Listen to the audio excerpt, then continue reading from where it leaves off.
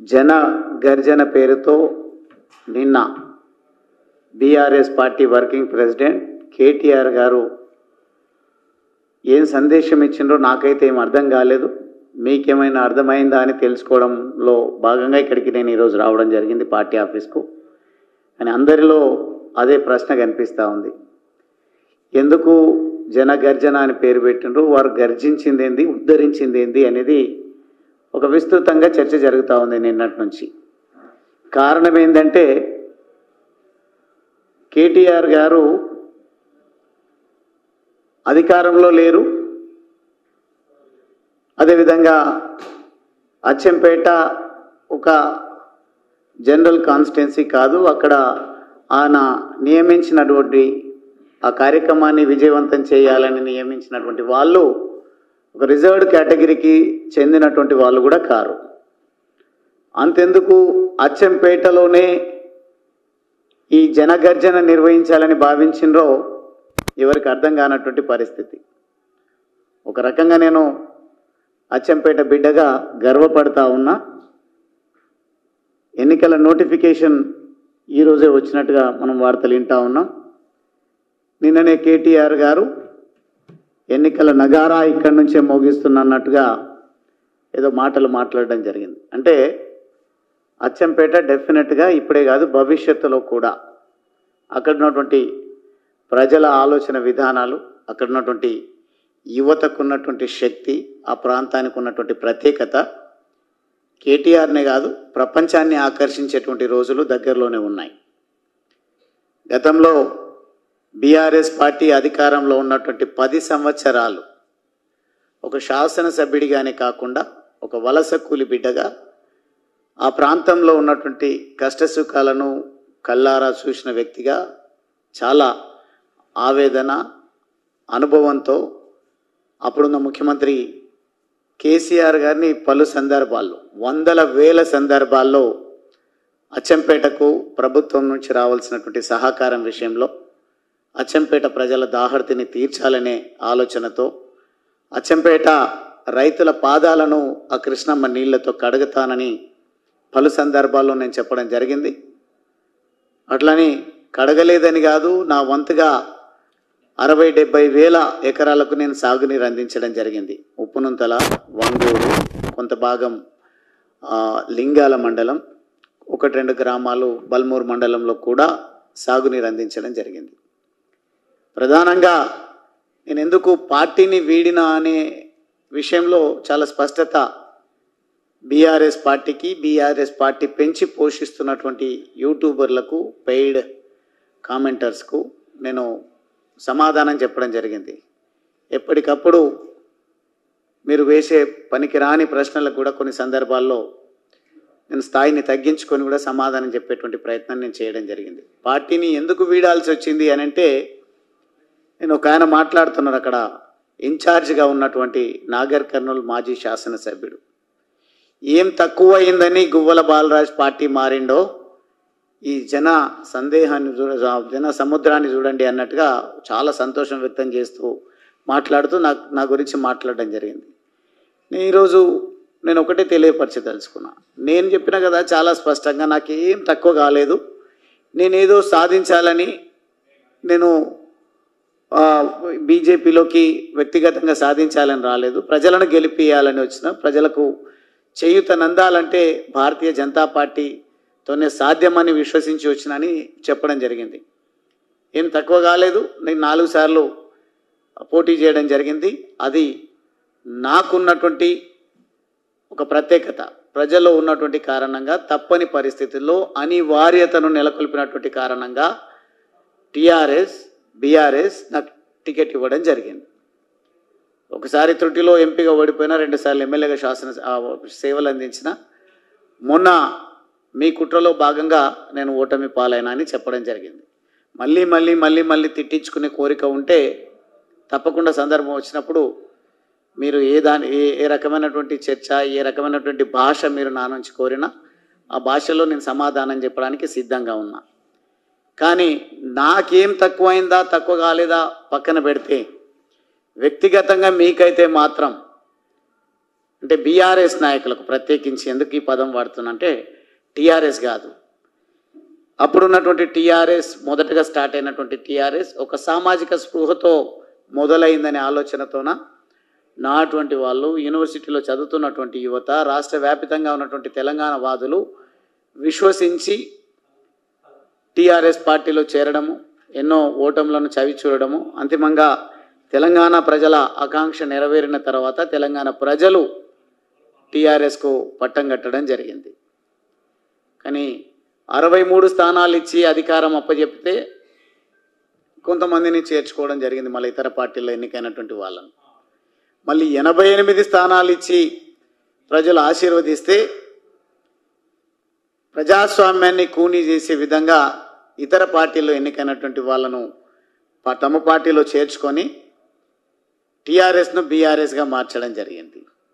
అంటే రాజకీయ పునరేకీకరణ పేరిట సాధించినటువంటి ఈ తెలంగాణలో దోపిడీకి అనుభవం లేదు, దోపిడీ చేసే ఆలోచన లేనటువంటి యువత టీఆర్ఎస్లో ఉన్నటువంటి కారణంగా మేము వేల కోట్లకు, లక్షల కోట్లకు పడగలెత్తలేకపోతా ఉన్నామని వ్యాపారంలో అనుభవం కలిగినటువంటి వాళ్ళు, ప్రజలను ఎత్తిన చేయి పెట్టేటువంటి సమర్థత ఉన్నటువంటి వాళ్ళను పార్టీలో చేర్చుకోవడం జరిగింది. కాబట్టే ఎవరెవరికి ఏ భూములలో కన్వర్షన్స్ ఇచ్చి వందల వేల కోట్లకు పడగలెత్తేటువంటి అవకాశం ఇచ్చిందో మీకు ఇచ్చిండొచ్చు. ఎవరెవరు నిజంగా చెప్పాలంటే వివరాల్లోకి వెళ్ళొద్దనుకున్నా బయటనేమో మాట్లాడట్లేరు, నా నియోజకవర్గంలో వచ్చి అంతర్గతంగా ఏదో పెద్ద పెద్దగా మాట్లాడే ప్రయత్నం చేస్తూ ఉన్నారు.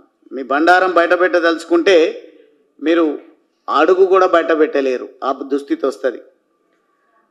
వట్టెం గుట్ట విషయంలో కానీ, పోతిరెడ్డిపల్లి గుట్ట విషయంలో కానీ, పాలమూరు రంగారెడ్డి ఎత్తిపోతల పథకం ప్రాజెక్టుకు సంబంధించి నల్లమట్టి తెల్లమట్టి చరిత్ర నాగర్ కర్నూల్లో బాగా విస్తృతంగా జరుగుతూ ఉంటుంది.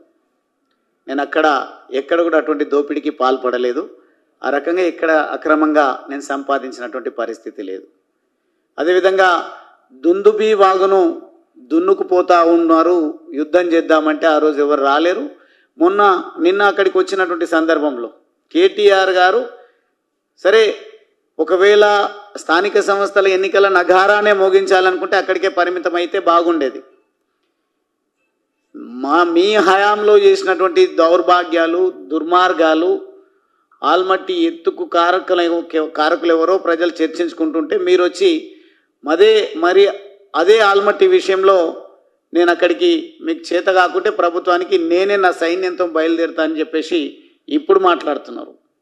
అప్పుడు పోషించాల్సినటువంటి పాత్ర, అప్పుడు కర్ణాటక ప్రభుత్వానికి వత్తాసు పలుకుతూ తెలంగాణ జీవితాలను ఛిద్రం చేసేటువంటి కుట్ర మీరే చేసిండ్రనేది చర్చ జరుగుతూ ఉంది. అక్కడ వచ్చి ఆల్మట్టి గురించి మాట్లాడతారు, లేదంటే ఇంకా ఇతర అంశాల గురించి మాట్లాడతారు తప్ప అచ్చంపేటకు రావాల్సినటువంటి అవసరం ఏముంది? 50 రోజుల సమయం పట్టింది, నేను పార్టీ మారి 50 రోజుల పైన అవుతుంది. 50 రోజుల సమయం పట్టింది కేటీఆర్ గారికి అక్కడ సభ నిర్వహించుకోవడానికి. సభ అచ్చంపేట ప్రజలతో నిర్వహించినరా అంటే కాదు. నాగర్ కర్నూలు నియోజకవర్గం, కొల్లాపూర్ నియోజకవర్గం, ఉమ్మడి మహబూబ్ నగర్ జిల్లా నలుమూలల నుండి తరలించినటువంటి మీ సైన్యము, అదేవిధంగా దేవరకొండ, హైదరాబాదు, ఆమన్గల్లు, మొత్తంగా మీరు చేసినటువంటి ఆ జన గర్జన ఏదైతే ఉందో, మీరు 15,000 20,000 అని మీరే క్లెయిమ్ చేసుకుంటారంటే ఎంతమంది వచ్చిండ్రు, మీ ఆర్భాటం ఏంది, మీరు అక్కడ వేసినటువంటి మీ టెంట్లు ఏంది, మీ సంఖ్య ఏంది, మీ కుర్చీల సంఖ్య ఏంది, అందరికీ అన్నీ తెలుసు. ఒకవేళ నేను ఈ సందర్భంగా మాకు ఖచ్చితంగా ఇది ఒక డిసిప్లిన్ కలిగినటువంటి పార్టీ కాబట్టి నేనేం ప్రకటించడం లేదు, కానీ తప్పకుండా పార్టీలో చర్చిస్తాం. అందుకే ఈరోజు మా పార్టీ పెద్దలు నిర్వహించేటువంటి ప్రెస్ కాన్ఫరెన్స్ కాదు ఇది. అచ్చంపేట నుంచి నేను 2 సార్లు ప్రాతినిధ్యం వహించిన కాబట్టి నేను, మా మిత్రులు సోలంకి శ్రీనివాస్ గారు, మిగతా పెద్దలందరం సరిపోతారు అని మేము మాత్రమే వచ్చి ఈ ప్రెస్ కాన్ఫరెన్స్ పడతా ఉన్నాం. తప్పకుండా మా అధిష్టానంతో చర్చిస్తాం. నీ జనగర్జనకు ధీటుగా మా పార్టీతో చర్చించి మీ దుర్మార్గాలు, మీ ఆగడాలు, మీ అవినీతి, మీ పనికిరాని తనం విషయంలో సిరిసిల్లలో సింహగర్జన ఏర్పాటు చేస్తాం. దమ్ముందా కేటీఆర్? స్పందిస్తావా నా సవాలుకు? అక్కడ వచ్చి ఏదో నెగ్లెక్టెడ్గా మాట్లాడిపోతా ఉన్నావు. ఎవరో కాదు, ఉద్యమాన్ని నిర్మించినటువంటి బిడ్డడు గువ్వల బాలరాజ్ అంటే. ఆ గులాబీ జెండాను మోసుకు వెళ్ళినటువంటి సైనికుడు గువ్వల బాలరాజ్. గువ్వల బాలరాజ్ స్థానాన్ని ఇంకోరితో పూరుస్తారంట. గువ్వల బాలరాజ్ అచ్చంపేట ప్రజల గుండెల్లో సుస్థిరమైనటువంటి స్థానాన్ని సంపాదించినటువంటి విషయాన్ని మర్చిపోవద్దు. నేను ఒక్కడినే బయలుదేరినా. మీరు పనికి రాని కామెంట్స్ను నేను దృష్టిలో పెట్టుకొని ఒకటిగా బయలుదేరితే మీరెంతైతే కోట్లాది రూపాయలు 2-3 కోట్ల రూపాయలు ఖర్చు పెట్టిండ్రు అని అంటున్నారు. డబ్బులు ఎక్కడి నుంచి వచ్చినాయో లెక్క కూడా చెప్పాల్సి బాధ్యత ఉంది. ఆ రోజు తెలంగాణ తల్లి విగ్రహాన్ని అచ్చంపేటలో ఏర్పాటు చేద్దామంటే ₹1 మీరు సాయం చేయలేదు, ఒక సలహా కూడా మీరు ఇవ్వలేదు. కానీ కేసీఆర్ గారు వస్తున్నారు, మీరు ఎట్లా సభ నిర్వహిస్తారో, సభ ఫెయిల్ అయితే ఇప్పుడిప్పుడే ఉద్యమం ఉవ్వెత్తున ఎగిసిపడుతుంది, ఇప్పుడిప్పుడే మీరు మొదలుపెట్టినందుకు ఉమ్మడి పాలమూరు జిల్లాలో కొంత బీఆర్ఎస్ పార్టీ పెరిగే అవకాశాలు కనిపిస్తున్నాయి, మనము కార్యక్రమాన్ని గొప్పగా నిర్వహించాలని నేను సొంతంగా నా కష్టార్జితంతో సంపాదించినటువంటి డబ్బులు మీ చేతికి తీసుకొని మీటింగ్ ఏర్పాటు చేసిండ్రు. ఈరోజు మాత్రం అక్కడ జనగర్జన నిర్వహించేటువంటి బాధ్యత ఒక శ్రీమంతుడికి ఇచ్చింది అని మాట్లాడుతున్నాడు. నేను 5 లక్షల అప్పు తీసుకున్నా, ఇవ్వకపోతే ఇట్లుంటే సామెతలు చెప్పడంలో దిట్ట. కానీ సామెతలతోన ఆర్టీసీ క్రాస్ రోడ్లో జరుగుతున్నటువంటి నిరుద్యోగ జనగర్జనకు సమాధానం దొరకదు. మీకేమాత్రం తెలంగాణ ప్రజల పట్ల కానీ, తెలంగాణ యువత పట్ల కానీ, తెలంగాణలో జరుగుతున్నటువంటి దుర్మార్గాల పట్ల కానీ అవగాహన ఉంటే రండి, మీరు నేను కలిసి పార్టీల పెంపుదల కోసం కాదు, నిరుద్యోగ యువత ఏదైతే ఇబ్బందులు పడతా ఉన్నారో, రణగర్జన పేరిట ఉద్యమాలు రూపకల్పన చేసి వారు ఆర్టీసీ క్రాస్ రోడ్ నుండి సెక్రటరేట్కు మేము పాదయాత్ర చేస్తామంటే వాళ్ళని అడ్డుకుంటున్నటువంటి పరిస్థితి. ఏ రోజు కూడా వాళ్ళని ఎందుకు అడ్డుకుంటున్నారు? ఇది ప్రజాస్వామ్య దేశం అని అడగడానికి దమ్ము లేని మీరు అక్కడ వచ్చి జనగర్జన చేస్తున్నారు. అందుకే ఈరోజు మిమ్మల్ని ప్రజలు తిరస్కరించారు. నాకంటే మంచోడిని తీసుకొస్తా అంటే మీరు అంటున్నారు కదా గువ్వల బాలరాజ్ మంచోడే అని. మీరు అన్నా అనకపోయినా మీ సర్టిఫికేషన్తో నాకు అయ్యేదేం లేదు.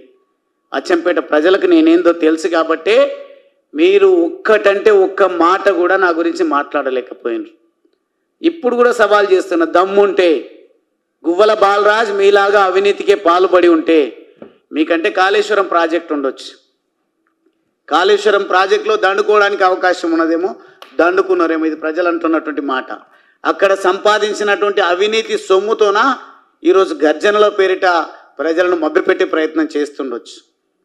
కానీ నేను నిజంగా అవినీతి పరుణ్ణి అయితే, డబ్బులు సంపాదించడమే నా యావ అయితే, ఈరోజు కాంగ్రెస్ ప్రభుత్వము దుర్మార్గంగా అక్రమంగా దుందుబీ వాగు నుండి ఇసుక రవాణా చేస్తూ ఉంటే ఆ ఇసుక రవాణా గురించి అడ్డుకునే పోరాటం చేద్దామంటే ఆ రోజు కదలలేరు. అదేవిధంగా పనికిరాని మాటలు మాట్లాడుతున్నారు.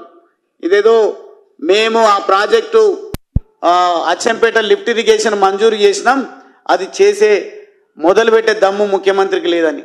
మీరు ముఖ్యమంత్రి గురించి తర్వాత మాట్లాడతారు, మీరు కలలో ముఖ్యమంత్రిగా ఉండండి పర్వాలేదు. కానీ గువ్వల బాలరాజ్ సాధించినటువంటి అచ్చంపేట లిఫ్ట్ ఇరిగేషన్ స్కీముకు పునాది రాయి వేయడానికి కేసీఆర్ గారు ఎందుకు రాలేరు? మీరు మాటిచ్చి మీరెందుకు ఆ పునాది రాయి వేయడానికి రాలేరు? సమాధానం చెప్పకుండా బయలుదేరిండ్రు, మీరు వెళ్ళిపోయినరు. దమ్ముందా నేను మాట్లాడే మాటలకు సమాధానం చెప్పడానికి? కేటీఆర్ గారు కానీ, కేటీఆర్ గారు భవిష్యత్తు ముఖ్యమంత్రి అని పొగడతలతో ముంచెత్తుతున్నటువంటి పనికిరాని నాయకులకు ఎవరికైనా నా సవాల్ను స్వీకరించి నా ప్రశ్నలకు సమాధానం చెప్పే దమ్ముందా? అంతెందుకు, ఎస్ఎల్బీసీలో లేబర్ ఇంజనీర్లందరూ కూడా ఆ సొరంగం కూలి కొలాప్స్ అయ్యి 8 మంది సమాధి అయితే 2 డెడ్ బాడీలను మాత్రమే వెలికి తీసింది. మిగతా డెడ్ బాడీలను వెలికి తీసేటువంటి విషయంలో ప్రశ్నించండి అని నేను పార్టీకి రాజీనామా, మీ పార్టీకి రాజీనామా చేసిన తర్వాత బీజేపీ పార్టీలో చేరిన తర్వాత పలు సందర్భాల్లో నేను ఈ ప్రశ్నలు లేవనెత్తుతున్నా, ఎందుకు ఒక్కసారి సమాధానం చెప్పలేదు అనుకుంటారేమోనంటే బయట మాట్లాడడం. గువ్వల బాలరాజు నోరెత్తడానికి దమ్ము లేదు, కానీ గువ్వల బాలరాజు గురించి మనమేం మాట్లాడతాము అని నేను చెప్పిన కదా. చేరిక రోజే గువ్వల బాలరాజుకు కేటీఆర్ గారికి నిజమే పోలిక లేదు. ఎట్లా లేదు అంటే, నేను క్షేత్రస్థాయి నుంచి, పేదరికం నుంచి, ప్రజల నుంచి, ఆకలి చావులను కల్లారా చూసినటువంటి నేపథ్యం నుంచి వచ్చిన కాబట్టి నాకు మీకు పోలిక లేదు. మీరేదో మీ భాషతో మీరు 10 సంవత్సరాలు మంత్రిగా పనిచేసి ఆ అనుభవం, మందిని ముంచడానికి సంపాదించినటువంటి అనుభవం నాకు లేకపోవచ్చు, కానీ ప్రజల పక్షం వహించేటువంటి దమ్ము, ధైర్యం, నిబద్ధత నాకుంది. కాబట్టి ఖచ్చితంగా మీరు వస్తారా రండి, లేదంటే అడ్వకేట్లను పెట్టిండ్రు కదా. సిద్ధార్థ్ దావే అని ఒక ఆయనను అడ్వకేట్ను నియమించి చార్టెడ్ ఫ్లైట్లో తీసుకొచ్చిందని అంటారు, లేదంటే నిమిషానికో గంటకో ఎన్ని లక్షలు అన్ని వేలు ఫీజు ఉంటుంది అని కాస్ట్లీ అడ్వకేట్లను, లాయర్లను తీసుకొచ్చి మీ పక్షాన వాదించడానికి ఉపయోగించుకున్నారు. అదేవిధంగా ఆర్ఎన్ సుందరన్ అని ఇంకొక సీనియర్ న్యాయవాదిని కూడా ఇతర కేసులలో తీసుకొచ్చిండ్రు. ఎందుకు ఆ సోయి లేదు మీకు? మీరైతే ఒక లెక్క, నిరుద్యోగ యువత అయితే ఒక లెక్కన. ఈరోజు ఒక జడ్జిమెంట్ను సవాల్ చేస్తూ మా నిరుద్యోగ యువత, మాకు జరుగుతున్న అన్యాయము, మాకు రిజర్వేషన్ల విషయంలో అన్యాయము, లోకల్ నాన్ లోకల్ విషయంలో అన్యాయం జరుగుతుందని ఒక జడ్జిమెంట్ను మీకు తీసుకొచ్చి ఇచ్చిండ్రట. నాకైతే ఇప్పుడు తెచ్చి ఇచ్చిండ్రు, నేను ప్రెస్ కాన్ఫరెన్స్ పెడుతున్నా అని చెప్తే. తప్పకుండా ఈ జడ్జిమెంట్లను అన్నింటిని కూడా చదువుతా. ఎంతో కొంత రెగ్యులర్గా ప్రాక్టీస్లో లేనప్పటికీ న్యాయశాస్త్రం పైన అవగాహన ఉన్నటువంటి యువకుడిగా నా తమ్ముళ్ళ కోసం, నా చెల్లెళ్ళ కోసం, నా నిరుద్యోగ యువత కోసం ఈ సైటేషన్స్ అన్ని, జడ్జిమెంట్లను అన్నింటిని కూడా చదువుతా. రేపు భవిష్యత్తులో అవసరమైతే భిక్షాటన చేసైనా సరే పేరుగాంచిన అవగాహన ఉన్న సబ్జెక్ట్ ఎక్స్పర్టీస్ ఉన్నటువంటి అడ్వకేట్లను మా తమ్ముళ్ళ పక్షాన కొట్లాడడానికి నియమిస్తాం. వాళ్ళ ఉద్యోగాల్లో జరిగినటువంటి అన్యాయాన్ని ఖచ్చితంగా ఎదిరిస్తాం. ఎట్లా జరుగుతాయి ఇంత దారుణమైనటువంటి అన్యాయాలు? నాన్ లోకల్కు రిజర్వేషన్లు కల్పించడం ఏంది? 18 మందికి వాళ్ళ లిస్టులో ఎట్లా వచ్చిండ్రు, వాళ్ళకి ఎట్లా ఉద్యోగాలు వచ్చినాయంటే వాళ్ళ గురించి సమాధానం చెప్పరు. 2 హాల్ టికెట్ల పరిస్థితి ఏంటంటే దాని గురించి సమాధానం చెప్పరు. మీకు దమ్ము లేకుంటే యూపీఎస్సీకి ఇవ్వండి అని చెప్పేసి ప్రభుత్వం పైన యువత మాట్లాడుతూ ఉంటే, పార్టీలు మాట్లాడుతూ ఉంటే, ప్రధాన ప్రతిపక్ష పార్టీగా ఉన్నటువంటి బాధ్యత కలిగినటువంటి 10 సంవత్సరాలు మంత్రిగా ఒరగబెట్టినటువంటి కేటీఆర్ గారు ఎందుకు నిరుద్యోగ యువతకు జరిగినటువంటి అన్యాయం గురించి మాట్లాడడం లేదు? ఈ జనగర్జనలు నిర్వహించిన దాంతోన మీరు అధికారంలోకి వస్తారంటున్నారా అనుకుంటున్నారా? ఇది కళ మాత్రమే. ఎట్టి పరిస్థితుల్లో బీఆర్ఎస్ పార్టీని తెలంగాణ ప్రజలు విశ్వసించే పరిస్థితే లేదు. మీరు చేసిన ఆగడాలు తక్కువ అని, మీరు చేసినటువంటి దోపిడీ తక్కువ అని, కాళేశ్వరంలో అవినీతి జరిగింది, అదే అవినీతి డబ్బులతోన ఈరోజు కులుకుతా ఉంది బీఆర్ఎస్ పార్టీ అంటే నిస్సిగ్గుగా దానికి సమాధానం చెప్పకుండా రోడ్డు పొడవునా ఫ్లెక్సీలు ఏర్పాటు చేసిండ్రు. పెట్టుబడిదారులను దించడం మీకు ఫికర్ లేదని మాట్లాడుతున్నారు.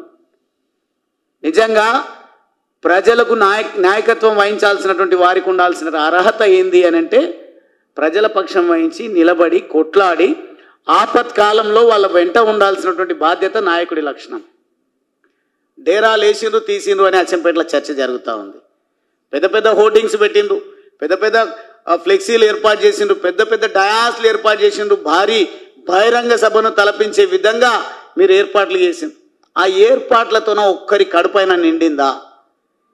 మీరు పెట్టిన 2-3 కోట్ల రూపాయల ఖర్చు ఏ ఒక్కరికైనా ఊరట కలిగించే విధంగా ఉన్నదా?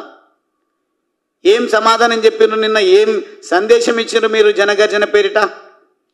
దమ్ముంటే స్వీకరించండి. ఒకవేళ కేటీఆర్ స్థాయికి నా స్థాయికి తేడానే ఉంది, తక్కువ ఎక్కువ ఉంది అని భావిస్తే బీఆర్ఎస్ పార్టీ నుండి ఎవరైనా స్పందించండి. ఒకవేళ నేనే గనక మా పార్టీ అధిష్టానం అనుమతిస్తే సిరిసిల్ల సింహగర్జనను ఆపే దమ్మెవరికైనా ఉందా? సిరిసిల్లలో ఈ మధ్యకాలంలో మంత్రి పదవి పోయిన తర్వాత మీరు వెళ్తే ఒక 100 మందిని జమ చేసుకోవడానికి 2 గంటల సమయం పడుతుంది ఈరోజు కేటీఆర్ గారికి. అందుకే అక్కడ చర్చ జరుగుతూ ఉంది. సిరిసిల్లలో పోటీ చేయడంట, హైదరాబాద్లో చేస్తాడంట. సిరిసిల్లలో ఒరగబెట్టలేడు కానీ హైదరాబాద్లో ఒరగబెడతారంట. పెద్దవాళ్ళపైన ఇష్టారీతిలో మాట్లాడడం, మా అటువంటి మీకు సమ ఉజ్జీవులమైన మమ్మల్ని చిన్నపిల్లలు వాళ్ళ గురించి ఏం మాట్లాడతాము అని చెప్పేసి దమ్ములేని మాటలు ఇవన్నీ కూడా. నిజంగా నేను చెప్పిన కదా ఆ రోజు, నా అచ్చంపేట నియోజకవర్గ ప్రజలకు నన్ను నాయకుడి చేసిన రాష్ట్ర వ్యాపితంగా ఉన్నటువంటి ఉద్యమకారులకు, తెలంగాణ వాదులకు, నన్ను ఈ స్థాయికి తీసుకొచ్చిన ప్రతి ఒక్కరికి మీ వల్లనే నేను ఈ స్థాయికి వచ్చినా, కానీ మీకు చెప్పకుండా పోవడానికి కారణం బీఆర్ఎస్ పార్టీ ఎత్తుగడలు క్యారెక్టర్ను తప్పుగా చూపించే ప్రమాదం ఉంది అని చెప్పేసి. అందుకే ఒక్కొక్కరు ఈరోజు సమాధానం వాళ్ళే వెతుక్కుంటున్నారు. తండోపతండాలుగా బీజేపీ పార్టీకి దారి మళ్లించింది. ఎక్కడికక్కడ బీజేపీ పార్టీని ఆశీర్వదిస్తూ ఉన్నారు. ఈరోజు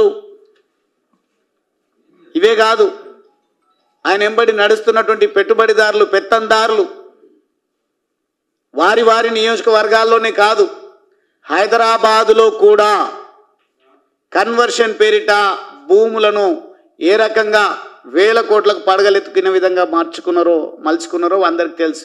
అందుకే పెడుతున్నారు పెట్టుబడి అని ఈరోజు ఒక చర్చ జరుగుతూ ఉంది అచ్చంపేటలో. నాగర్ కర్నూలులో ఉన్నటువంటి వాళ్ళకు ఫోన్లు ఎత్తారు కానీ అచ్చంపేటకు వచ్చి మొత్తం నేనే చూసుకుంటామని మాట్లాడుతుందని ఈరోజు ప్రజలు చర్చించుకుంటారు, నవ్వుకుంటా ఉన్నారు.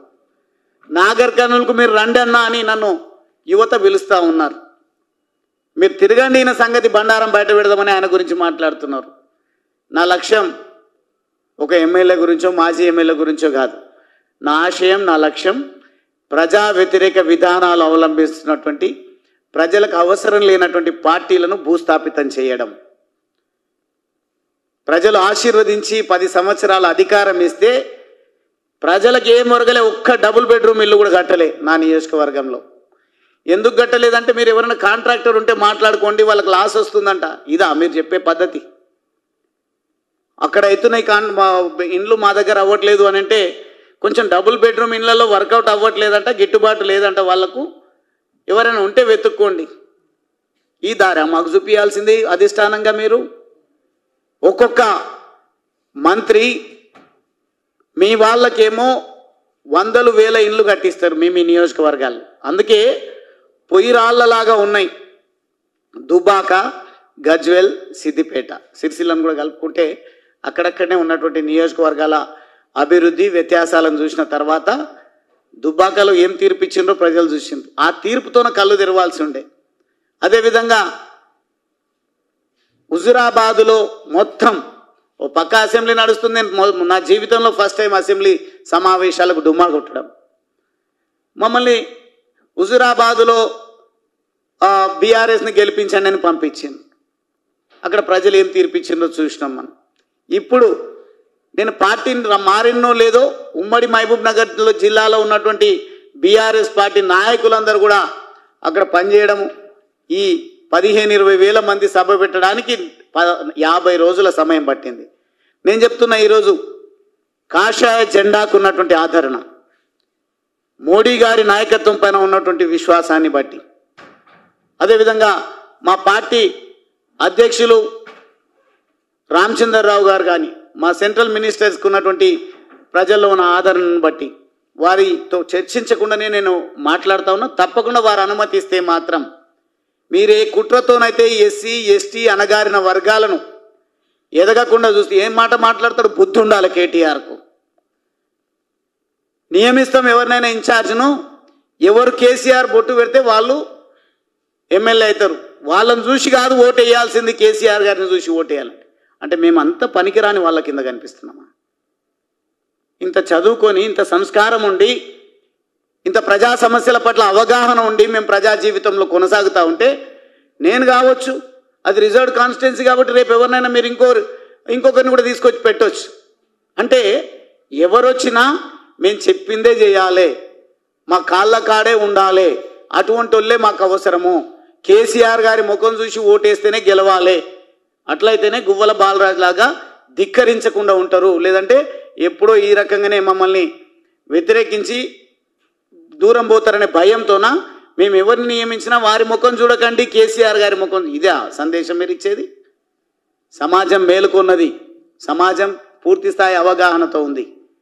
మీరేదో డమ్మీ క్యాండిడేట్లను అక్కడ తెచ్చి పెడతాం, లేదంటే ఒక ఆయన మాట్లాడతాడు మళ్ళా వద్దు అని చెప్పినా కూడా మాట్లాడుతున్నాడు. నేనైతే నాకు వ్యక్తిగతంగా రాయబారాలు కొంతమంది తీసుకొస్తుంటారు. ఎందుకన్నా మనం కొట్లాడుకోవాలి, ఆయన ఏ పార్టీలో ఉన్నా మీరే పార్టీలో ఉన్నా మంచిగుండే ప్రయత్నం చేయండి అని మాట్లాడతారు. పోనీలే అని వదిలేస్తే దళితులను పిట్టల్లాగా కాల్చి చంపినటువంటి ఈ నరహంతకుడు రాజస్థాన్లో దళితుల పైన దాడులు జరుగుతున్నాయి. ఉత్తరప్రదేశ్లో దళితులను కాల్చి చంపుతున్నారు, మధ్యప్రదేశ్లో కాల్చి చంపుతున్నారు. మళ్ళీ కాల్చి చంపుతుంటే ప్రజల అమాయకుల ఎందుకు మళ్ళా బీజేపీ పార్టీని ఆదరిస్తున్నారు? ఎందుకు మళ్ళా బీజేపీ పార్టీ అధికారంలోకి వస్తుంది? అక్కడ మీరు చంపింది అసలు చెప్పాలంటే ఈరోజు ఈ ఎండకు ఆ గొడుగు పట్టేటువంటి నైజం మీకుంది కాబట్టి మీరు కనీసం కాగజ్ నగర్లో ఏం జరుగుతుందో మీకు సోయలేదు. మిమ్మల్ని ఎక్కడ నియమిస్తారు, ఎక్కడ ఏం చేస్తారో మీకు అర్థం పర్థం లేకుండా మాట్లాడుతున్నారు. నా పైన మాట్లాడడం వల్ల మళ్ళొక్కసారి చెప్తా ఉన్నా చాలా ఓపికతో సిన్సియర్గా, ఇక ఆపేసండి మీ పనికిరాని భజన. గువ్వల బాలరాజ్ అస్త్ర సన్యాసం చేసినారు, మీరు ఆయుధాలతో ఎవరినైనా కాల్చి చంపినరు. అసలు శిస్త్రైనటువంటి అస్త్రాన్ని చేతబూనిన ఇప్పుడు నేను యుద్ధ రంగంలో దిగుతాం, భారతదేశాన్ని గెలిపిస్తాం. ఈ కాషాయ జెండాను తెలంగాణ అసెంబ్లీ పైన ఎగరవేయడం కోసం ఒక సామాన్య కార్యకర్తగానే ఉన్నాం. కానీ ఖచ్చితంగా కమలాన్ని నల్లమల్ల అడవుల్లో వికసింపజేసి తద్వారా దేశానికి నరేంద్ర మోడీ గారి నాయకత్వం ఎట్లయితే రక్షణగా ఉంటా ఉందో తెలంగాణ బీజేపీ కూడా తెలంగాణ ప్రజలకు రక్షణగా ఉండే విధంగా మేము కార్యాచరణ రూపొందిస్తాం. అది కూడా సిరిసిల్ల నుంచే మొదలు పెట్టబోతా ఉన్నాం. ఖబర్దార్ కేటీఆర్, మీరు అక్కడ దళితులను గుద్ది చంపిన విషయం, దళితులపైన అక్రమ కేసులు పెట్టినటువంటి విషయం, అక్కడ కపట ప్రేమలు వలకబోసి అక్కడ ఉన్నటువంటి పరిశ్రమలను ఏ రకంగా నాశనం చేసిండ్రో మనం అందరం కూడా చూస్తూ ఉన్నాం. మీరు మాత్రం ఒకరొకరు మాట్లాడుతుంటే విచిత్రం అనిపిస్తుంది. నేను కూడా నిర్మాణ రంగంలో ఒక 25 సంవత్సరాల నుంచి ఉన్నా. 2 కోట్ల 3 కోట్ల ఎస్ఎఫ్టీ హైదరాబాద్లో వాళ్ళకు ఉంది అంటున్నారు. దీనికి సమాధానం చెప్పు. ఇంత అక్రమార్జన కోసం ఎందుకు మీరు ఆశపడ్డరు? మీరు ఉద్యమాలు నిర్మించాలన్న రోజు గువ్వల బాలరాజ్ మహబూబ్ నగర్ పాలమూరు ప్రజాగర్జన అంటే గువ్వల బాలరాజ్ ఎన్ని డబ్బులు ఇచ్చిందో నీకు తెలియకపోవచ్చు, కానీ పార్టీలో ఎవరైతే ఉన్నారో వాళ్ళని అడగండి. ఈరోజు పెట్టుబడిదారులు నీ పంచాన చేరుండొచ్చు, అదే వందల వేల కోట్లు సంపాదించినటువంటి వాళ్ళు నీ పార్టీని నడిపిస్తారు అనే విశ్వాసం నీకు ఉండొచ్చు. పార్టీ నడుస్తుంది కానీ ఓట్లు మాత్రం రాలవు. రేపు రాబోయే రోజులలో మిమ్మల్ని రాజకీయంగా సమాధి చేయడం కోసమే నేను నిర్ణయం తీసుకొని రావడం జరిగింది. నిజమైనటువంటి ప్రజలకు సేవను అందించేటువంటి దమ్మున్నటువంటి బీజేపీ పార్టీ రామచంద్రరావు గారి నాయకత్వంలో, నరేంద్ర మోడీ గారి నాయకత్వంలో, జేపీ నడ్డా గారి నాయకత్వంలో ఈ కాషాయ సైన్యాన్ని తీసుకొని రాష్ట్రం మొత్తం కూడా మాకు తోచిన స్థాయిలో మా కెపాసిటీలో మేము పర్యటనలు చేస్తాం. మొత్తంగా మీరేదైతే మా పైన సంబంధాన్ని అంటగట్టేటువంటి ప్రయత్నం చేస్తూ ఉన్నారో, మీరెట్లా కాంగ్రెస్ అదేవిధంగా బీఆర్ఎస్ ఏ రకంగా ఒకటైనరో, అందుకే ఈ మధ్యకాలంలో రేవంత్ రెడ్డి గారు 20 నెలల ఎంక్వైరీ తర్వాత మొన్న ఇచ్చిండు సిబిఐకి కాళేశ్వరంలో అవినీతి జరిగినటువంటి విషయం. ఈ విషయంలో కూడా ఎవరి భుజమైనో తుపాకీ పెట్టి కాల్చే ప్రయత్నం కాంగ్రెస్ చేస్తుంది. మీరు ఇద్దరు లోపాయికారి ఒప్పందంతోనా? అప్పుడేమో అధికారంలోకి రాకముందు రేవంత్ రెడ్డి గారు అధికారంలోకి వచ్చిన వెంటనే నన్ను చిప్పకూడు తినిపించినటువంటి బీఆర్ఎస్ పార్టీని జైలుకు పంపిస్తా, అధిష్టానాన్ని జైలుకు పంపిస్తా అని మాట్లాడాను. 20 నెలలు అవుతుంది. మళ్ళీ ఎక్కడ గడ్డి తింటున్నాడో రేవంత్ రెడ్డి గారు. ఎందుకు ఈ అవినీతి విషయంలో స్పష్టత ఇవ్వలేకపోతున్నారు? ఎందుకు మీ పరిధిలో ఉన్నటువంటి కేసును సిబిఐకి అప్పచెప్పినరు? మీకు దమ్ము లేకుంటే కేసుని సిబిఐకి అప్పచెప్పడమే కాదు, నిజంగా ప్రజలకు సేవను అందించేటువంటి నాయకులకు ఈ పగ్గాలు అప్పచెప్పి మీరు పక్కకి తప్పుకోండి. చేత కాకుంటే ప్రజాస్వామ్యబద్ధంగా రైట్ రాయల్గా ప్రజల చేత ఎన్నికై బీజేపీ ఈ రాష్ట్రాన్ని కాపాడుతుందని ఈ సందర్భంగా తెలియజేస్తా ఉన్నాను. కంప్లైంట్ చేయడం కాదు, ఆల్రెడీ ఆ విమర్శ ఉంది, పొలిటికల్ విమర్శ ఉన్న జెన్యున్ విమర్శనే చేస్తున్నా నేను. ఒకవేళ నిజంగా ఆధారాలతోనే రావాలంటే ఖచ్చితంగా ఆధారాలతో రావడానికి సిద్ధంగా ఉన్నా. అదే చెప్తున్నా, కొండకల్లో 76 ఎకరాల భూమి ఎవరికి దారాదత్తం చేసిండ్రు, అది నో మ్యాన్స్ ల్యాండ్ అది. కానీ అక్కడ ఆ భూమికి సర్వే నంబర్లు ఎట్లా పుట్టుకొచ్చినాయి, ఎవరికి ఆ భూమిని అప్పచెప్పిండ్రు, ఎవరు అప్పచెప్పిండ్రు, అది ఎన్ని వందల కోట్లకు సంబంధించినటువంటి భూమో లెక్క చెప్పాల్సినటువంటి అవసరం ఉంది కేటీఆర్ గారు. నేను విమర్శ చేస్తున్నా, నేను కొండకల్లని గ్రామం పేరును కూడా సంబోధిస్తున్నా, ఎక్స్టెంట్ కూడా మీకు దృష్టికి తీసుకొస్తున్నా. ఈ విమర్శ ఉందా లేదా ఆయన సమాధానం చెప్పమండి, లేదంటే పూర్తి స్థాయి అథెంటిక్ ఇన్ఫర్మేషన్తో నేను రావడానికి చర్చకు సిద్ధంగా ఉన్నా. కేటీఆర్ వస్తాడా, లేకుంటే కేటీఆర్ తరఫున వకాల్తా పుచ్చుకొని మాట్లాడుతున్న వాళ్ళు వస్తారా, రమ్మనండి.